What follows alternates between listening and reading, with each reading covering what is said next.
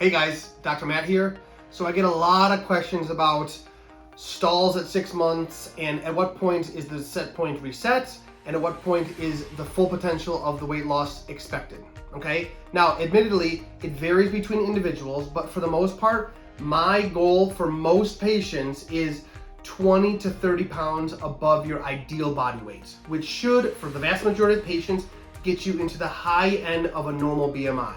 So my goal for you is a BMI of between 23 and 24.9, okay? That's for the vast majority of the patients. Now, don't get me wrong, if you've got 200 plus pounds to lose, it's hard to shake all of that and get to truly within a normal BMI range, but those patients should be able to get to a BMI of 25 to 28, which is certainly better than a BMI of 50 plus, okay? So here's what it comes to, guys.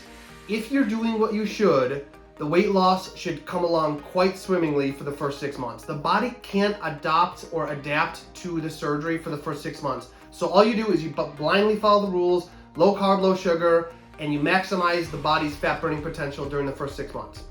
Oftentimes, if you've got 80 to 100 pounds to lose, you're there in the first 6 months, especially if you haven't been cheating, which is critical.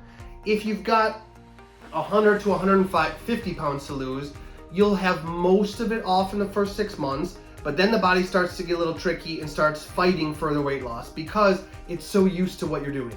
The key at that point is mix things up. Once the body's used to every single day being the same thing, a protein shake for breakfast, a healthy lunch, a healthy dinner, the same level of activity, not much more results are gonna come out of that because you're doing the same thing every day. You have to start mixing it up when you've hit a true 6 month stall.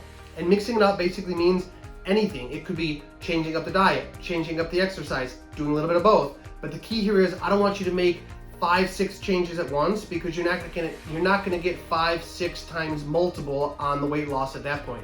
I want you to make one significant change, monitor your weight loss on a week by week basis. As long as the body's responding, you stick with that one change.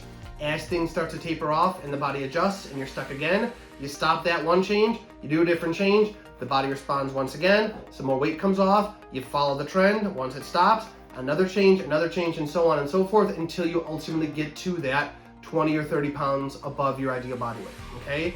It's really, really simple. I have a paper on it that we give to the patients in clinic. It's available on our website. Our dietitian always talks about it. I'm happy to chat with you about it. So the key here is don't struggle at 6 months if you haven't achieved what we dictate your goal weight to be. But the key is you must change things up. You can't just keep doing the same things and expecting the rapid results you saw in the first 6 months.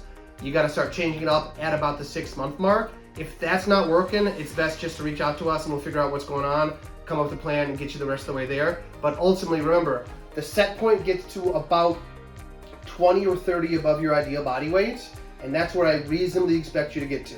If you're not there within the first 6 months, then you gotta mix things up to get the rest of the way there, or at a minimum, reach out to us and we'll figure out what we gotta do together to get you there, okay? Any questions at all, guys? Feel free to reach out to us on our website or just call the office.